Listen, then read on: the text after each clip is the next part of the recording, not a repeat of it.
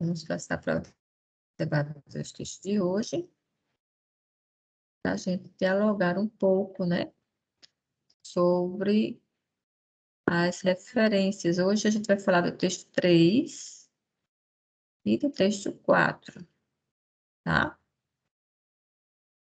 Então, vamos lá. Olha aí, diga-me se está aparecendo, gente, esse PowerPoint aí, por favor, dê notícia. Para mim, tá sim. Então, tá. Bem,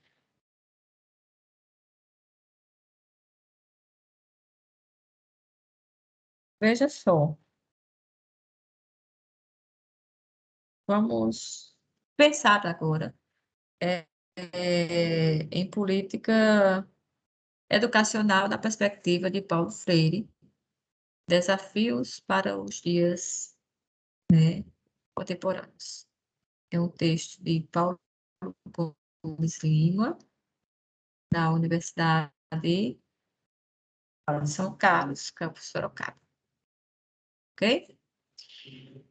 Na introdução, eu vou fazer a leitura desse trecho do livro, porque é algo que, né, a gente encontra no resumo do texto e introduz, de certa forma, a leitura do texto todo. Então, para introduzir, né, no resumo, o autor mostra a sua intenção de discutir algumas interfaces das políticas públicas na perspectiva neoliberal e as implicações para a educação, a tensão entre os projetos de sociedade e política,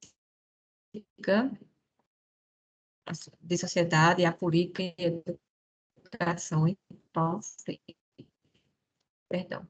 A política educacional de Paulo Freire tem um caráter problematizador, político e dialético, visto que propõe o rompimento da consciência ingênua e o despertamento para a consciência crítica por meio do chamamento dos atores sociais para elencar e delinear não somente as necessidades, mas a possibilidade concreta de universalização da educação como direito de todos em sentido pleno, da democracia na sociedade como condição para a existência de uma escola democrática e da justiça social como manifestação efetiva do combate a qualquer tipo de perspectiva que desqualifica e coisifica o homem como objeto manipulável do capital.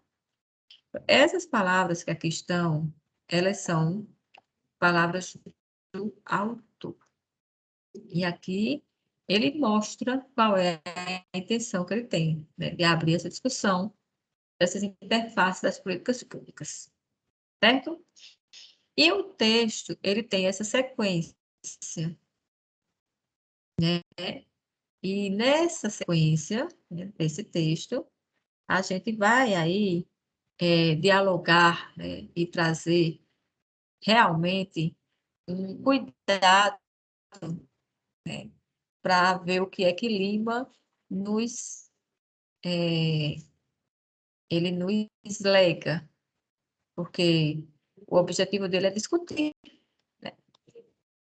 E quando a gente tem por objetivo discutir, a gente sabe que cada momento, cada instante, cada argumentação, ela nos traz um contexto.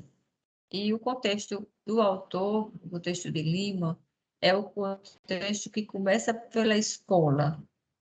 Ele começa aí pelos, pelos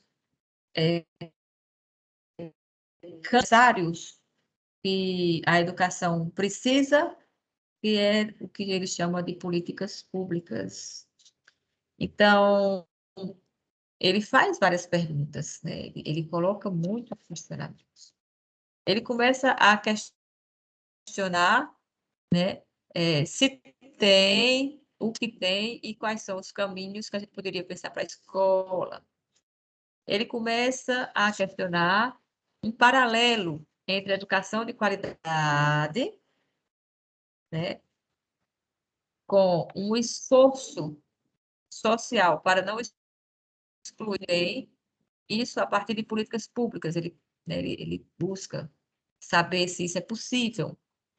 Quando fala em organização da escola, ele também vai falar de uma instituição educadora popular para além do muro da escola. E aí ele está pensando na comunidade, está pensando no ser social do indivíduo. E ele pergunta em que medida a escola tem cumprido o papel de formação de sujeitos realmente críticos frente à sociedade atual. Então, ele traz muitos questionamentos, que se a gente fosse aqui nesta aula abrir o espaço para nós debatermos, com certeza a gente iria ter muitas perspectivas, cada um de vocês traria aí muitas contribuições interessantes.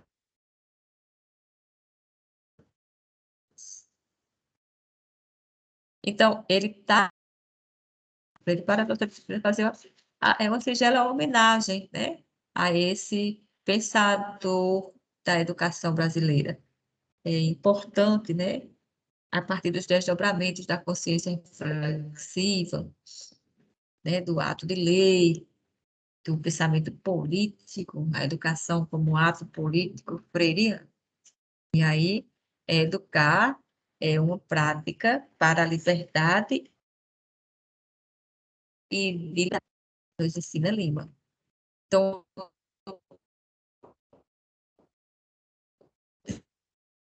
estudei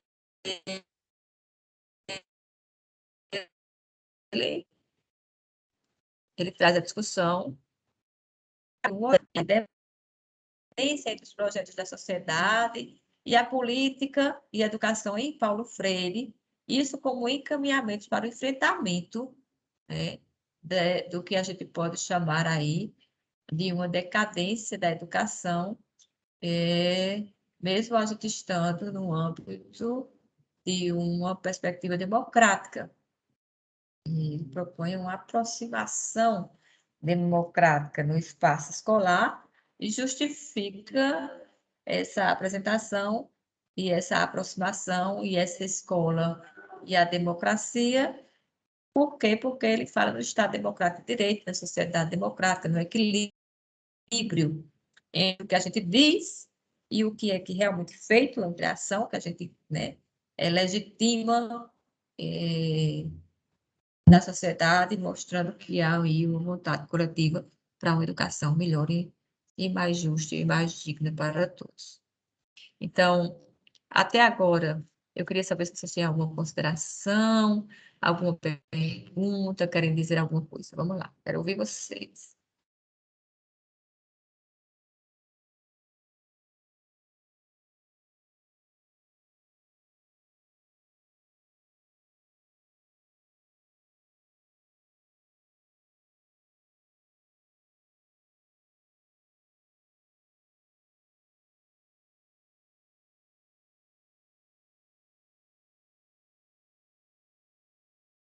Todo mundo ficar bem caladinho, ninguém vai falar, é?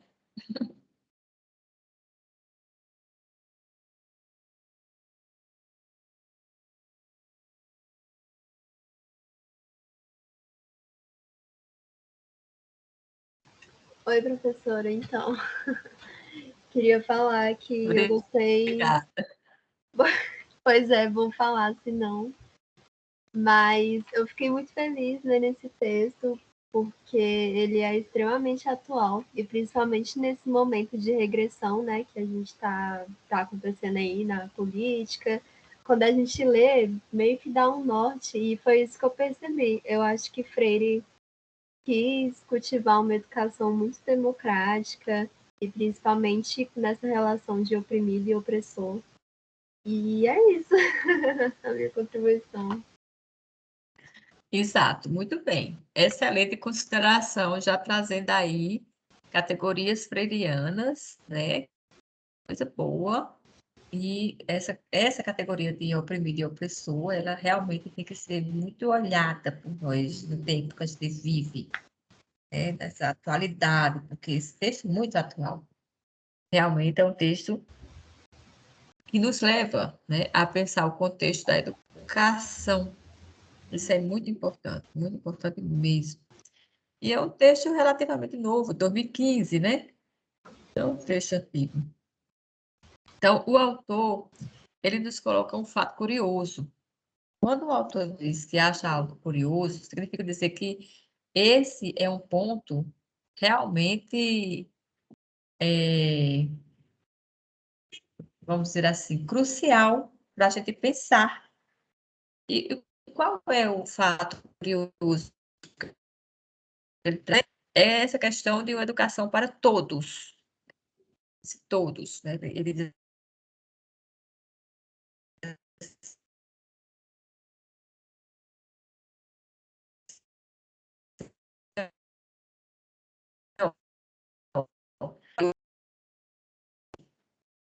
todos aqui, eu gosto de olhar como algo curioso. Por quê? Porque pretende discurso se aplicar a todos os brasileiros, pobres ou não, no sentido de fazer valer a imparcialidade do bem comum, para o qual o Estado deveria ser norteado.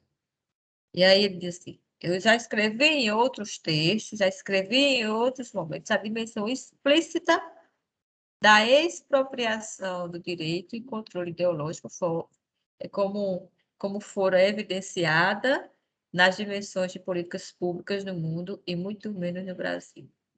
Isso eu estou fazendo bem uma leitura de uma parte da introdução.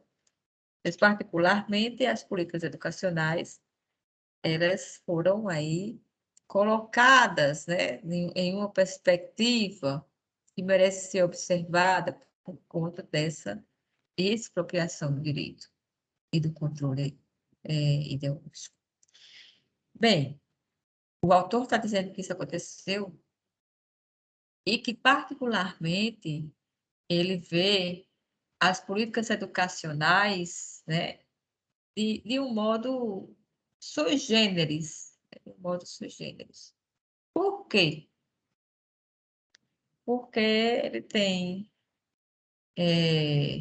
questionado como é que se vai erradicar crises, como é que se vai resolver problemas críticos quando o Estado, ele, pautado no neoliberalismo, ele não pretende eliminar, ele não consegue, ele não tem esse papel de regulação que pode perder de maneira mais equânime, vamos dizer assim, o social e o econômico. Por quê? Porque o econômico, ele vai sempre se sobressair quando você pensar em neoliberalismo, concordam comigo? Essa é uma lógica do consumo que está aí colocada. Então, é na escola que há um movimento histórico da reprodução das desigualdades sociais, ele diz. Por que ele vai dizer isso? Porque ele diz que muitas vezes reproduz-se no seio da escola o seio social. A sociedade está lá fora. E isso a gente sabe que ocorre, né? Às vezes a gente está na escola e a escola nada mais reproduz do que o que está lá fora na sociedade. Então, ele coloca um quadro, né, mapa estrutural das sociedades capitalistas, e aí ele vai botar componentes elementares, espaços estruturais, nessa unidade prática social, forma institucional, mecanismo de poder, forma de direito e modo de racionalidade. Esse quadro não é do autor, é um quadro que ele traz de outra fonte, de 1999, quadro bem mais antigo do que o texto que ele escreveu, mas é um quadro que vai nos trazer uma perspectiva e um olhar, né, que talvez, né, ao olhar esses dados, nós possamos nos sentir capazes de transformar o mundo, né? Capazes de perceber a desigualdade social e capazes de escolher fazer algo.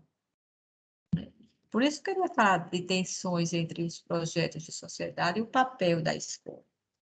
O papel da escola aqui, né, como aquele espaço onde prevalece a diretriz da política, né, a diretriz da política domínio, da prerrogativa que a gente tem na escola como o espaço que a gente pode manifestar o nosso pensamento, falar o que a gente pensa, que pode também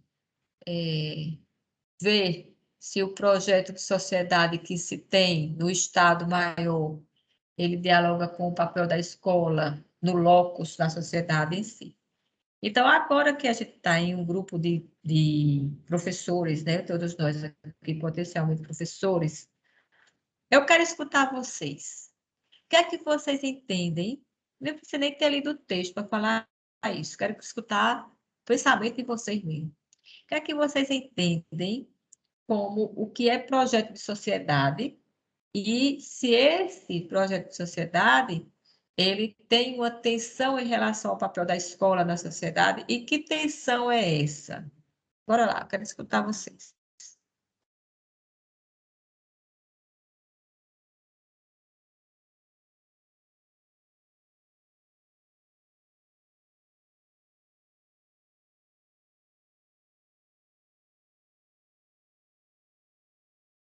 Vou refazer a pergunta.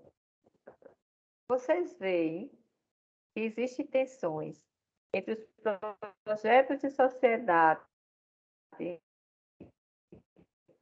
o papel da escola real na nossa vida, no nosso cotidiano?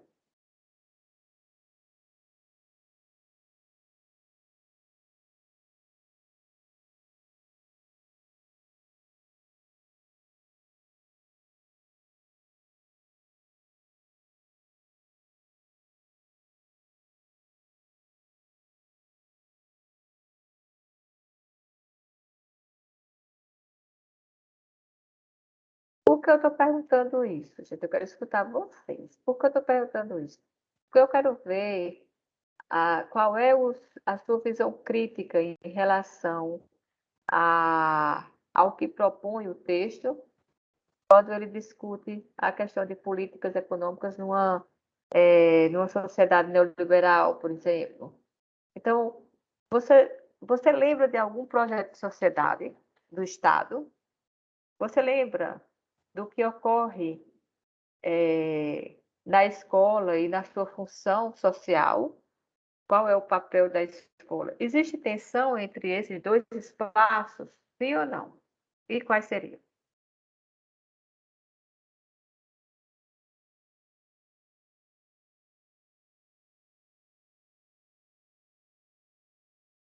Vocês estão ouvindo, gente, o que eu estou falando ou não?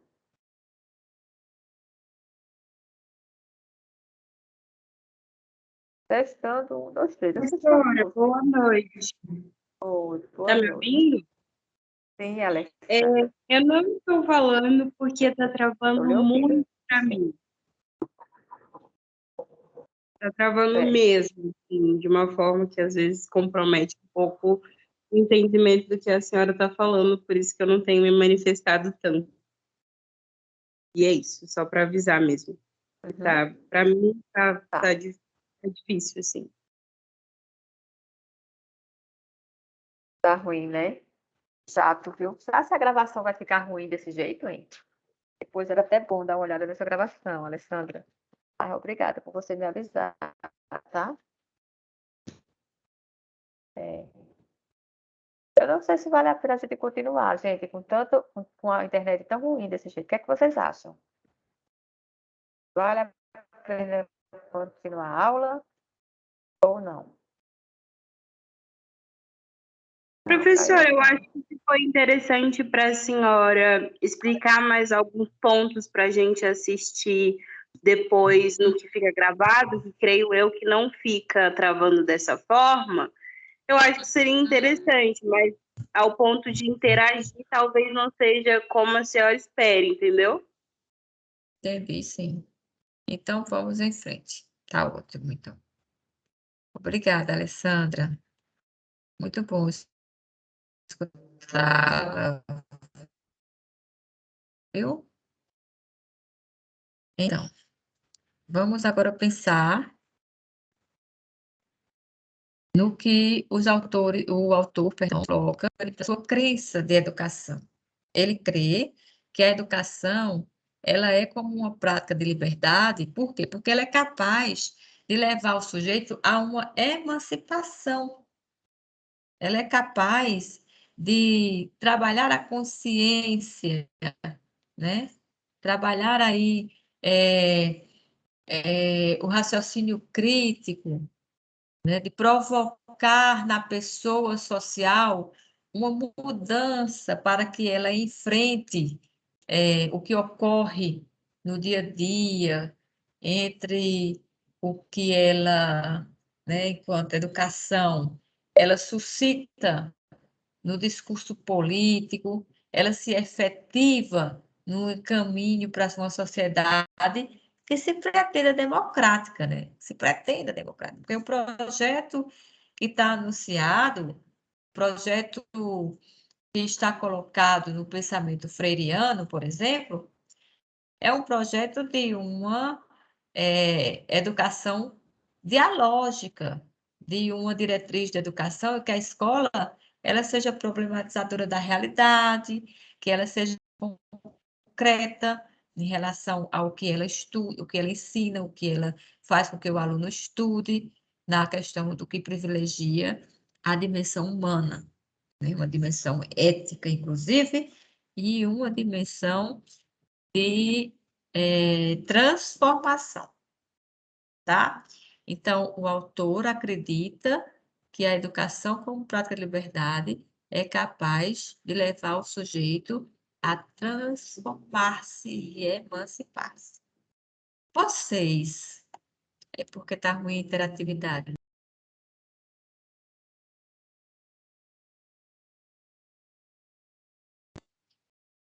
Vocês concordariam com esse posicionamento do autor, né? Ele vai comungando com o pensamento de Freire, a educação como prática de liberdade? Professora, eu vou aproveitar que eu consegui entender toda a sua última fala e vou comentar sobre isso. Eu concordo, sim, com o autor, acho extremamente necessário. E vi um documentário recentemente de um rapper nacional que se chama Emicida, que é muito bom, e eu gosto muito, que ele fala muito sobre o quão as pessoas pretas, né, conseguem se emancipar diante de uma boa educação, sabe? Conseguem ascender socialmente muitas vezes, e que o conhecimento é uma coisa que nunca é tirado da gente. Então, sim, é uma forma de emancipação. Eu acredito muito no que o autor falou em relação a isso. Essa é a minha colocação. Excelente colocação. Se você puder colocar no grupo o que você assistiu, esse vídeo, essa programação aí, para a gente também beber nessa fonte, é uma contribuição muito boa, viu? Muito bem. Eu também concordo com o que você falou. É muito forte o que você disse e muito real, inclusive. Bem, tem um passo a mais que o autor vai dando da escrita do seu texto, do seu argumento, que é sobre política e educação em Paulo Freire, desafios e encaminhamentos para uma perspectiva democrática. Nesse, né, momento do texto, ele vai falar da necessidade de uma educação como ato político. E para se emancipar, muitas vezes a gente precisa ter um posicionamento em um ato político. Por quê? Porque muitas vezes, né, e em muitas situações, se nós não tivermos uma posição, nós não vamos conseguir transformar a nossa realidade. Nós não vamos conseguir ascender, por exemplo. Nós não vamos conseguir sair e nos deslocar do lugar que nós estávamos antes de passar para a educação para o lugar que nós queríamos estar depois disso. Então, nesse momento do texto, eles citam um ponto de Freire, que é um ponto que vale a pena a gente escutar as palavras de Freire. Ele diz o seguinte, Paulo Freire: o que quero dizer é o seguinte, estou fazendo a leitura do texto de Freire.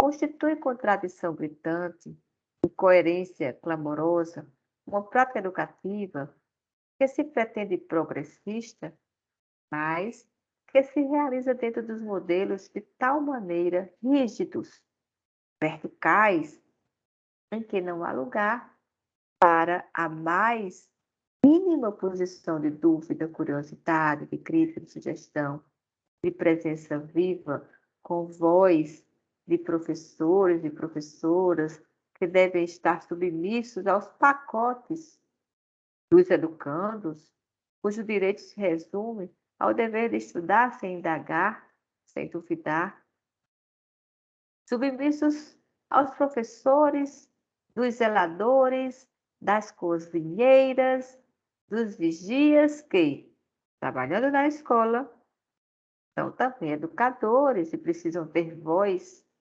dos pais, das mães, que são convidados a vir à escola ou para festinhas de fim de ano, ou para receber queixas de seus filhos, ou para se engajar em mutirões para o reparo do prédio, ou até para participar, entre aspas, de cotas a fim de comprar material escolar.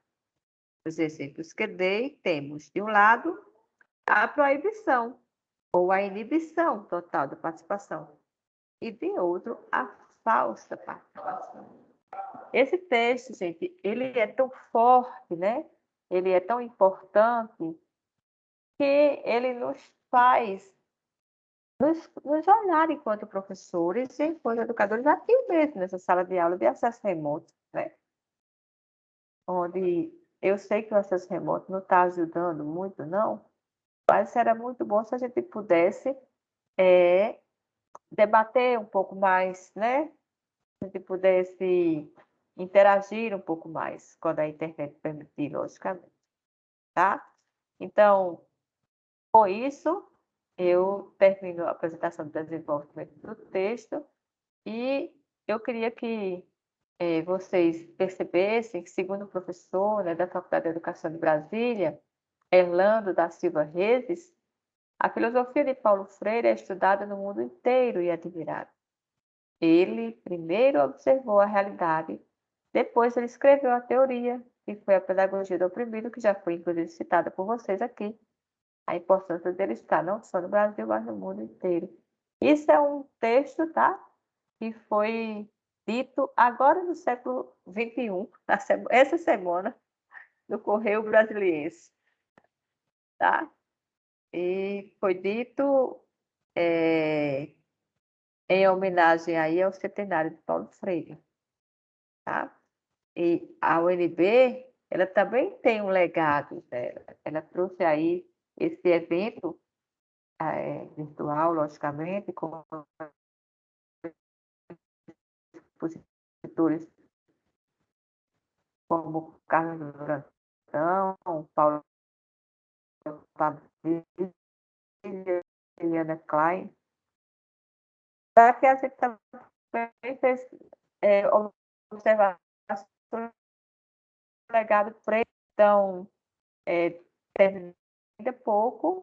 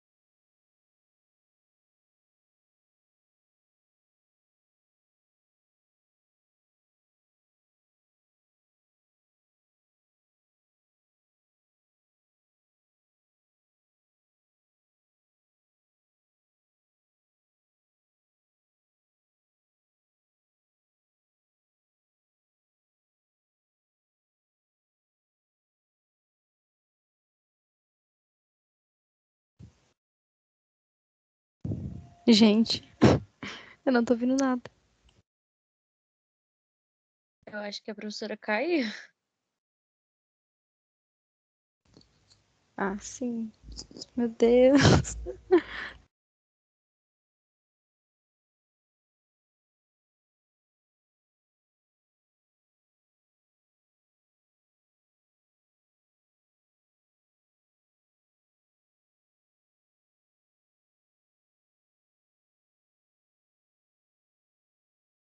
Alô, gente?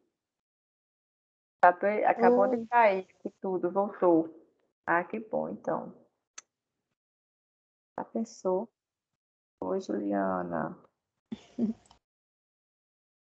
Gente, desculpa, a internet tá muito ruim aqui, viu? Muito ruim mesmo. Vocês conseguiram ouvir até quando? Até que ponto? Eu não consegui entender nada a partir que você estava explicando aquele folhetinho do evento. Ainda bem que foi a partir dali. Eu falei pouco, depois dali caiu tudo. Logo depois. Esse aqui. Tá vendo aí? Tá aparecendo aí? Tá sim, professor. Pronto. Eu falei antes do professor, né? Nosso colega Erlando, que falou no Correio Brasileiro sobre o centenário de Paulo Freire. E depois eu falei sobre esse evento que tinha acabado, né? Acabou ainda há pouco, que foi pelo YouTube, o canal Pensar em Direitos Humanos, tá? É, foi um evento interessante, depois se vocês quiserem ver, ficou gravado lá, tá? E aí, no final das contas, eu trouxe um trechinho do texto para a gente ler aqui. Alguém pode ler para mim, gente, por favor? Fiquei tão preocupada quando caiu tudo aqui. Alguém pode ler para mim, por favor? Eu posso. Vou ler. Ah, obrigada. Finalmente, com Lima, 2010, página 30, concluímos que o posicionamento dialético permite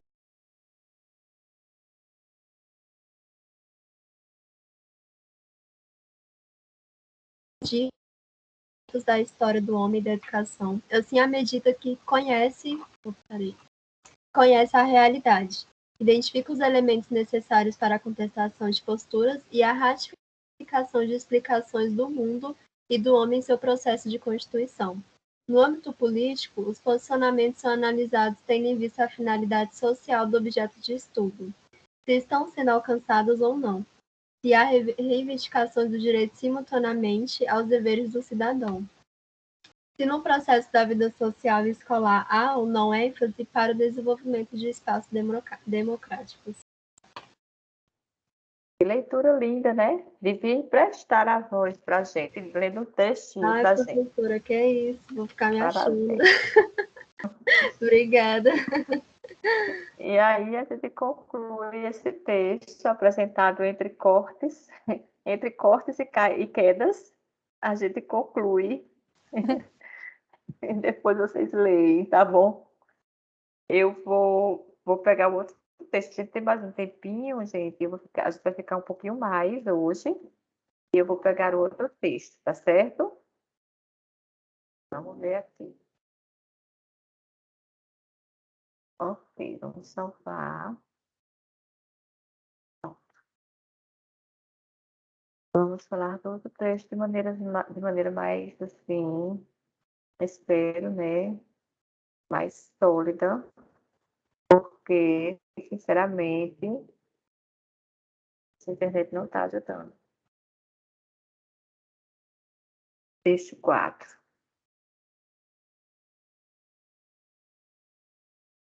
Não sei se é porque eu estou com muita coisa aberta também, né? Pode ser isso, não pode, gente?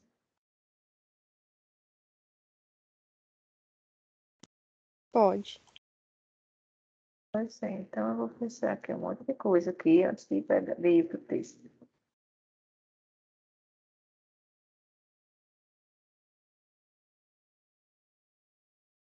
Vou fechar tudo isso. Vamos ver. Vamos ver agora. Fechei tudo. Pronto. Texto 4, tá? Isso está aparecendo aí para vocês. Os herdeiros. Uma das principais teses da sociologia francesa da educação. Texto de Ione Ribeiro Vale. Está aparecendo para vocês? Tá sim, Tá professora. sim.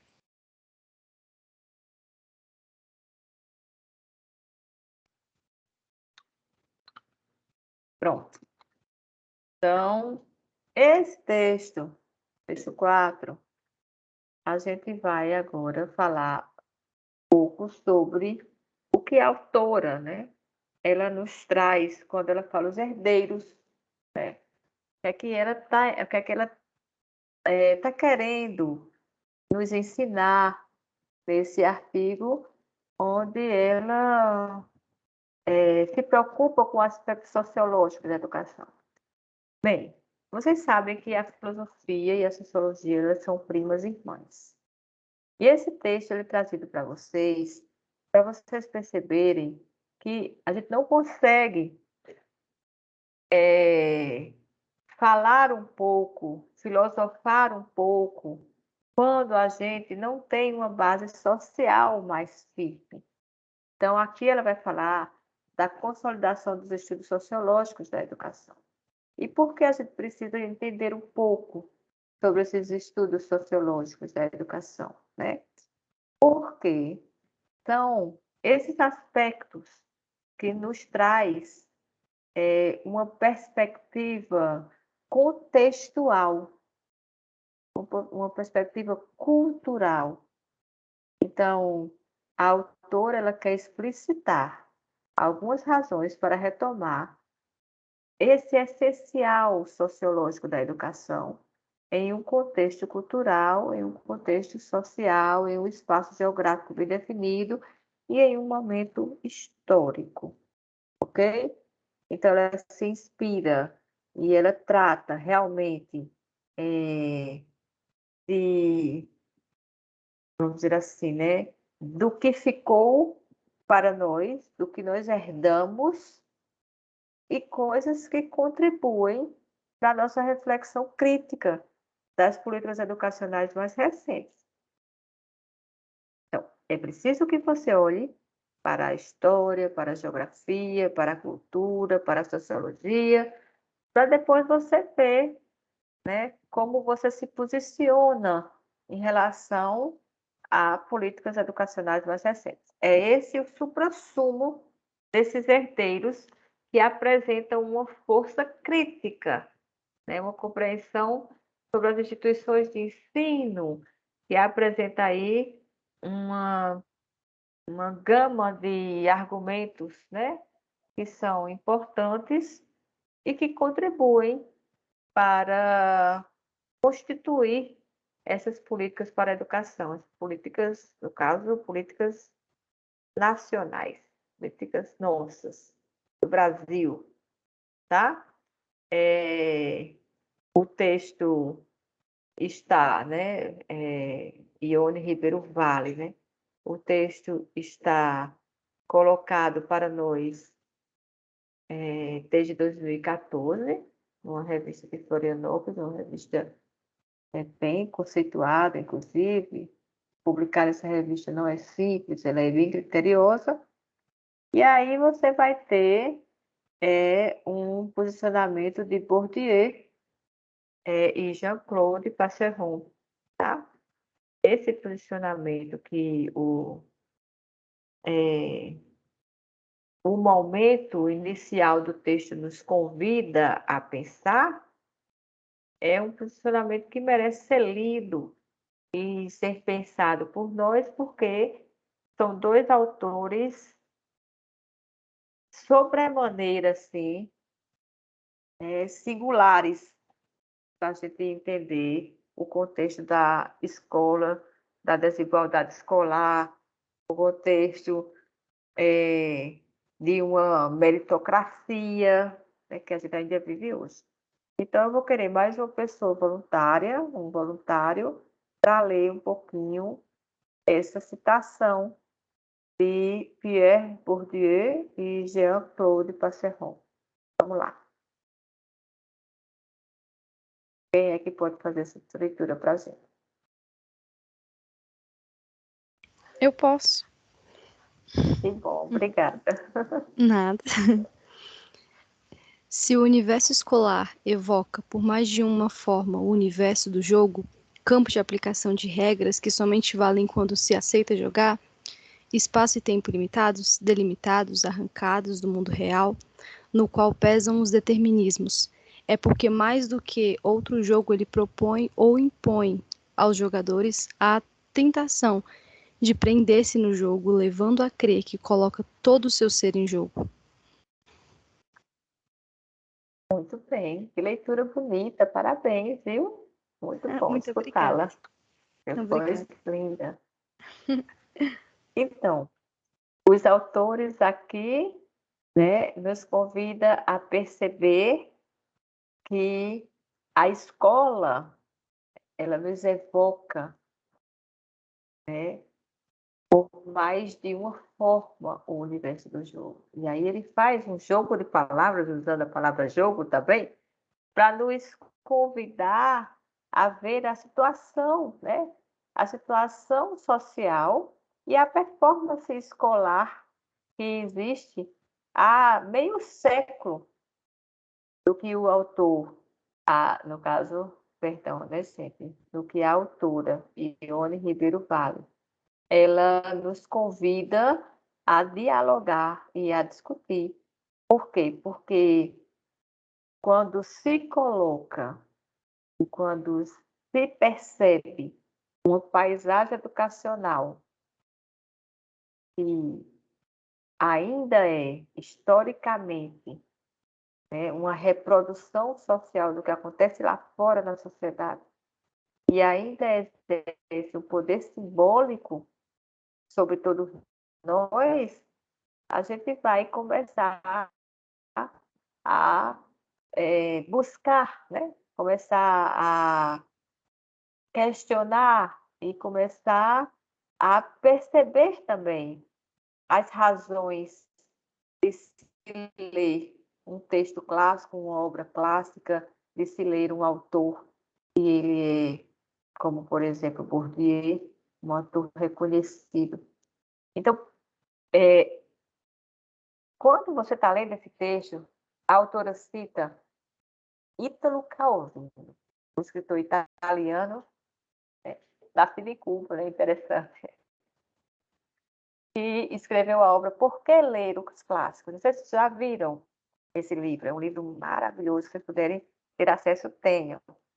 E Ítalo Calvino vai dizer assim: dizem-se clássicos aqueles livros que constituem uma riqueza para quem os tenha lido e amado, mas constituem uma riqueza não menor para quem se reserva a sorte de lê-los pela primeira vez nas melhores condições de apreciá-los.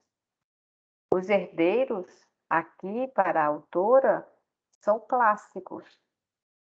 São clássicos ou porque você já leu, ou porque você nunca leu, mas alguém leu e disse que você precisava ler. E eles são sempre textos que são relidos, nunca lidos pela primeira vez. A herança que é colocada aqui de um continente a outro, como coloca a autora, é uma herança, vamos pensar assim, né? De que, olha, a reação do campo da escola, da educação e a reação do campo das políticas de democratização da educação. Então, quando ela cita a França, cita esses passados 50 anos, né? E foi elevando a barra de acesso aos níveis escolares, ela cita ali um contexto, gente, o contexto francês, que necessariamente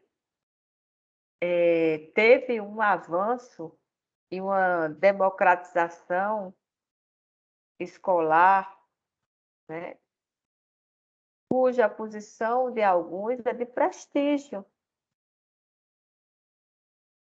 cuja posição de alguns é de privilégio. E esses colégios que estão colocados ali naquele texto, muitos você pode ver aí nas ruas das cidades, como, por exemplo, o nome de liceus, né? São colégios, exemplo, que você vai achar aí no Brasil afora. Então, qual foi a importância da gente herdar esse contexto francês de educação? Essa é uma pergunta que a autora coloca, né? E nos faz pensar.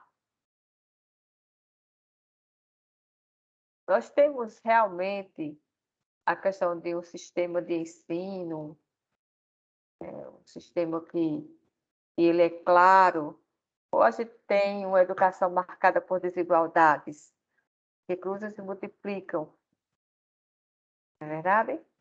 Então, já para ir concluindo, a autora nos convida a ver as tradições, diálogos, racionalidade pedagógica, quando a gente diz assim, o que é que encontramos em Os Herdeiros? E aí ela diz assim, nós encontramos ao menos 4 dimensões, que mostram o espírito do tempo. A força crítica, isso, de certa forma, a gente consegue aqui no Brasil ir caminhando, né? Encontramos um intelectual coletivo, isso, de certa forma, bem ou mal, assim, a gente pode ver, aí teria que pensar bem nesse fazer sociológico, nesse fazer educacional, no modus operandi do que a gente elabora como a profissão de sociólogo. Se você é um acadêmico de pedagogia, você precisa entender, por exemplo, a sociologia da educação, você precisa entender, por exemplo, a filosofia da educação, você precisa entender a psicologia, e aqui ela vai se centrar nesse fazer sociologia a partir desse sociólogo da educação, né? A partir desse modo de se pensar a educação de maneira mais sociológica. E por que é que a gente precisa pensar isso aqui na filosofia da educação?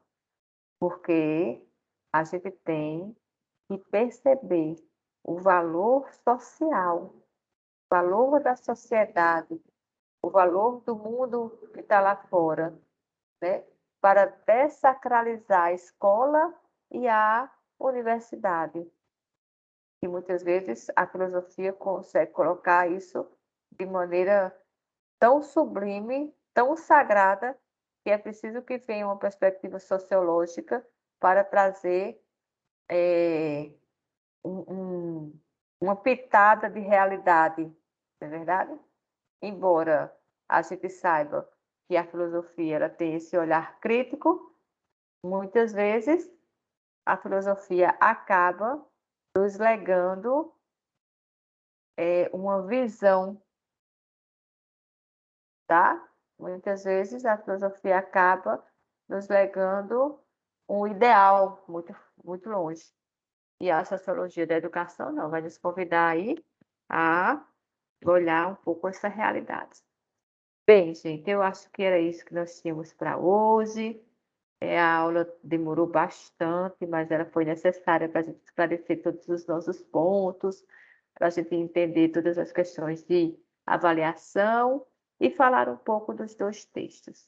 Na próxima semana nós não vamos ter aula síncrona, vocês leiam o texto, embora vocês estejam no evento, né?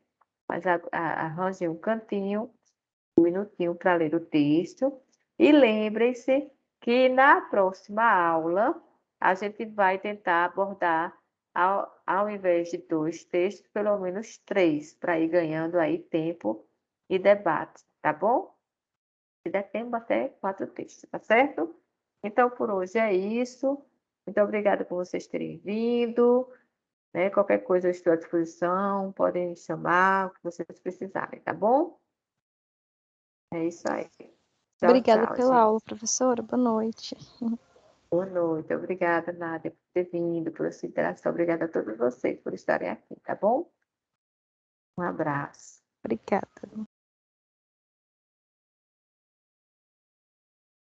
Tchau, professora. Boa noite. Bom descanso. Tchau, Ana. Obrigada pela sua contribuição, tá? Eu que agradeço. Professora, só uma dúvida. Que eu não. Pode falar. Se eu ouvir, eu acabou passando batido. Tem data para a gente entregar o comentário sobre o texto? Tem a data de 11 de outubro para você participar do fórum, até o dia 11 de outubro.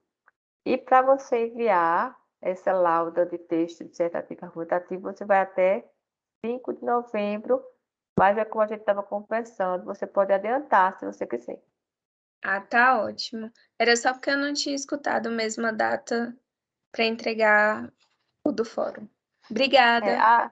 De nada. Eu acho que a internet agora resolveu ficar boa, né? Obrigada, Continua querida. a aula. Ah, Tchau, tchau.